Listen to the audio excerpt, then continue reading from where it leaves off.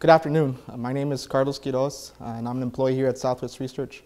And today I'm going to be talking about an IR that we did here at SWRI that dealt with OPNET modeling of plug-and-play spacecraft networks. So I'm going to give an outline of the topics that I'll be discussing today. The first thing is I'm going to give a brief OPNET modeler overview. What it is, what it does, for those of you who aren't familiar with it, and how we use some of the features to essentially turn the SSM SPA, which is SpaceWire plug-and-play middleware developed by SDL at Utah State University for AFRL, and how we use that to essentially create a software in the loop environment. Then I'm going to be talking about our testbed configuration in the lab, how it was set up, how it links together, and how it plays a part into our simulation. After that, I'll talk about the bulk of what we did, which is how we integrated the SSM SPA code with OPNET Modeler. And so we'll be talking about the changes made to the SSM SPA code to allow us to talk to Modeler. Also, the process models developed for OPNET Modeler that, again, allowed us to have that interactability between the two. And the third part of the puzzle, which is a co-simulation controller program, which really acts as a bridge between those two things and allows this communication to take place. Then I'm going to recap and give a good overview of how the whole system ties in together and how traffic flows through that system. After that, I'm going to be talking about the advantages that this software in the loop configuration gives us, such as it allows us to collect statistics within the simulation. It frees us up from using any hardware, so we're not depending on hardware anymore. Then we'll be talking about other alternatives that we considered while going through this effort. And then I'll conclude and then answer any questions. So OPNET Modeler is a network modeling and simulation tool. And so you can see, sorry about that. That to your right, the way it works is you configure network topology, set some attributes, click the run button, wait till the simulation completes, and at the end of the simulation, you have statistics that you've collected for that specific simulation. So it allows you to do some analysis of the topology that you just ran, and you have different scenarios that you can configure. One key feature in OPNET that we used was co-simulation. And co-simulation using OPNET API libraries allows you to go into the simulation, grab data to and from it, and really gives you an external a way to communicate with external systems. And again, for this example, we used the SSM SPA code. So here's our lab configuration. It's 3 Linux PCs running Ubuntu. We have the producer, monitor, and consumer. And each one of these nodes is running the SSM SPA code along with a custom SpaceWire card developed here at SWRI. They're all connected via an 8-link StarDD SpaceWire router. And so this is our original configuration. What we did was we removed the hardware from this configuration and instead replaced it with a way for those 3 nodes to talk with OPNET Modeler. What did we do? With the SSM SPA, we had to go in there and make some changes. The original interface talked to the custom board using a hardware interface. What we did was we added another interface, called it to interface over with OPNET using socket calls, and essentially made it a client to a socket server that's going to be running on the OPNET Modeler PC. So we disabled the hardware interface and then enabled the OPNET interface, and gives us a mean to switch over from hardware over to Modeler. In OPNET Modeler, we had to go in and create our own process models to allow this to happen. The first thing that we did was, well, we recreated the hardware configuration that I showed earlier. So as you can see down here, this is Modeler. We have our producer, monitor, and a consumer, and they're connected via a router, a simulated router again there. For each of the nodes, There's one, well, they all share the same process model. And what this model does, it receives the incoming messages from the SSM SPA code that have gone through the co-simulation controller, and then it forwards those messages into the simulation. So as for example, if it goes from the producer into the router, and then it ends up to the end node, which is a consumer, for this specific example, then the same node takes the message that went to the simulated network and sends it back over to the SSM node, or external SSM node. For the router, we created a really simple model. All it does is really takes the incoming messages and routes them according to the message route using path addressing. And as it goes through the router, it removes that specific hop from the path, or from the route. Just to go into a little bit more detail about these processes, for the SPA node, we didn't go in and open up the SPA standard and then recreate it from scratch. That's not what we did here. What we did was actually a means to interact with an external source, in this case, SSM SPA code. So there was we didn't feel like we wanted to recreate that, as that would take a lot of time and effort, plus the folks over at SDL had already done that for us. So all it does is it takes that message, translates it to an OPNET packet, which is something that OPNET understands, and then you can go ahead and grab capture statistics and so on and so forth. The SPA router, it's just a very simple model. There's no timing or flow control on it, and all it essentially does is, like I described earlier, is it takes a message in, uses path routing to address it to determine the output port, and then just forwards on the message to the appropriate node while removing the specific hop from the route.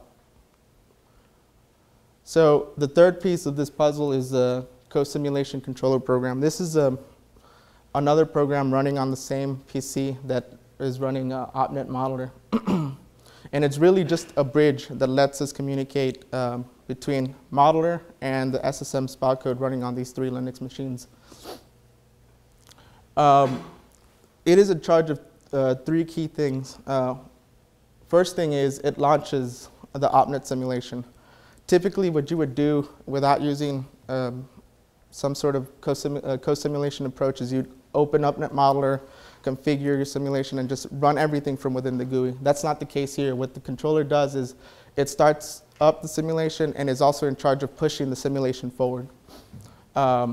Secondly, it acts as a server for the SSM SPA node clients using socket calls, select, receive, send.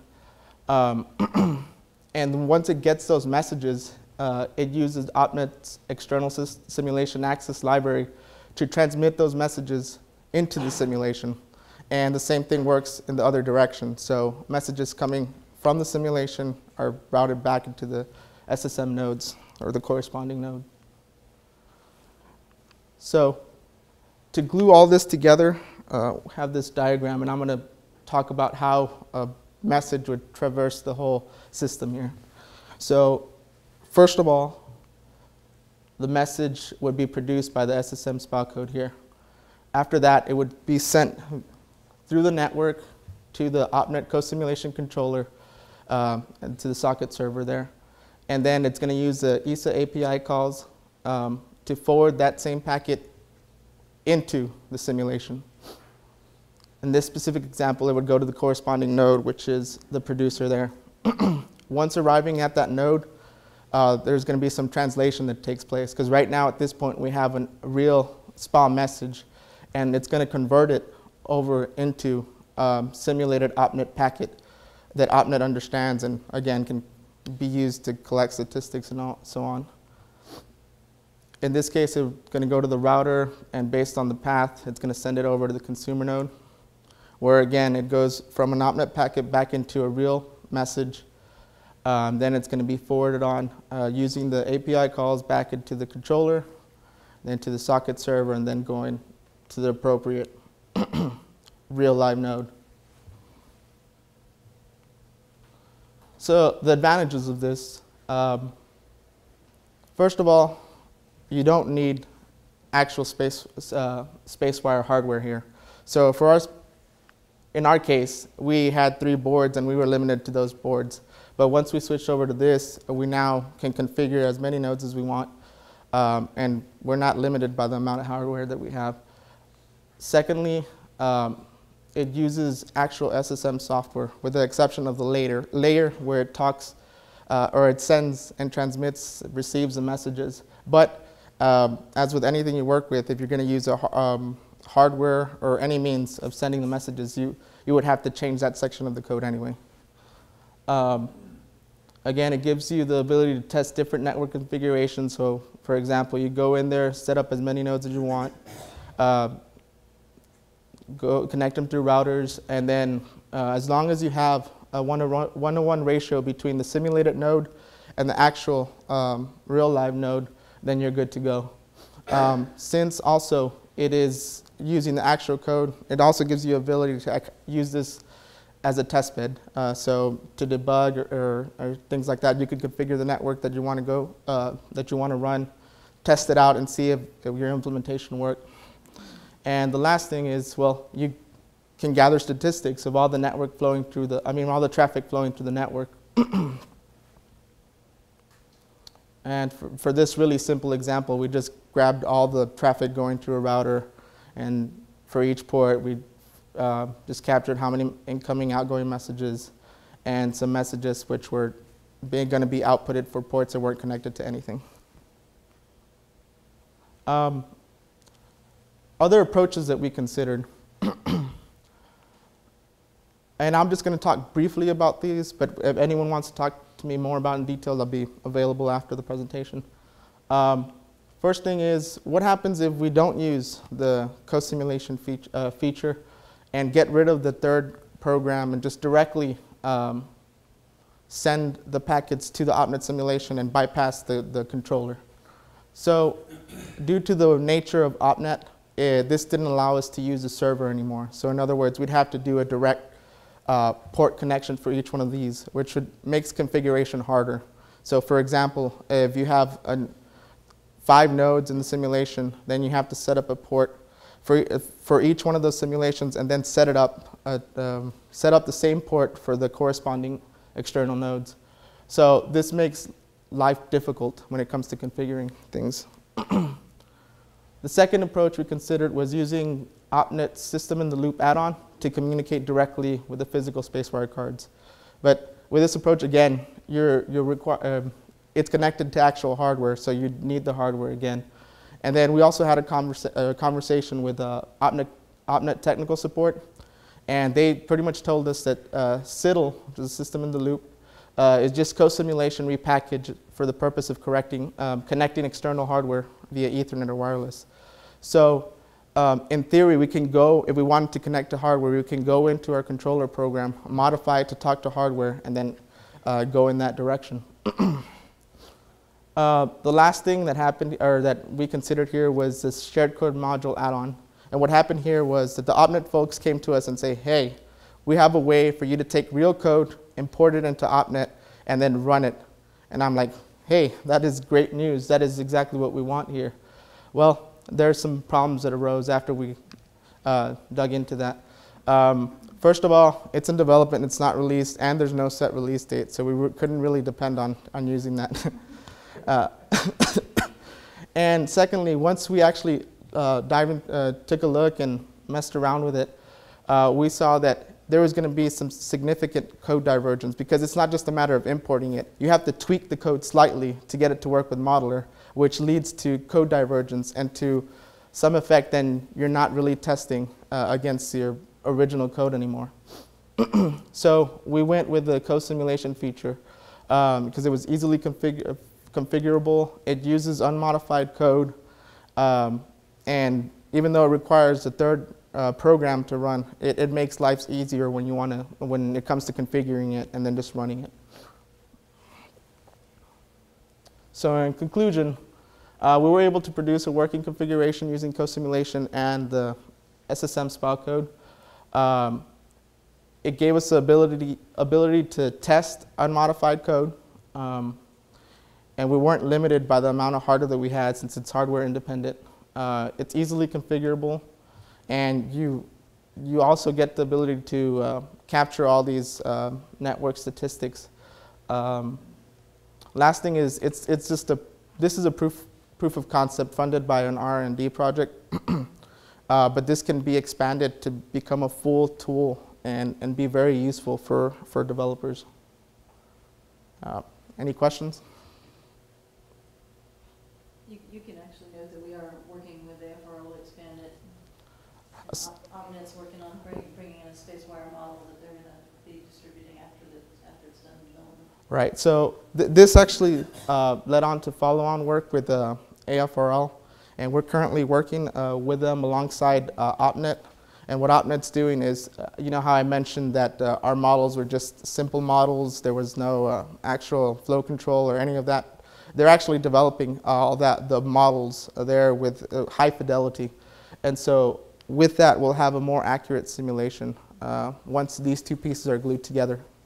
And it can lead to other things, such as combining the two things. We're having simulated networks interact with real external networks and things such things. Why go to all the trouble of making the environment instead of maybe just using, because there's lots of, like NS3, you know, discrete event simulators with network simulation and topology modeling in mind. Why not just make SWRI models, things like that, for an existing solution? I'm not really familiar with INS, but I'd like to hear about that afterwards, if you'd like to discuss that.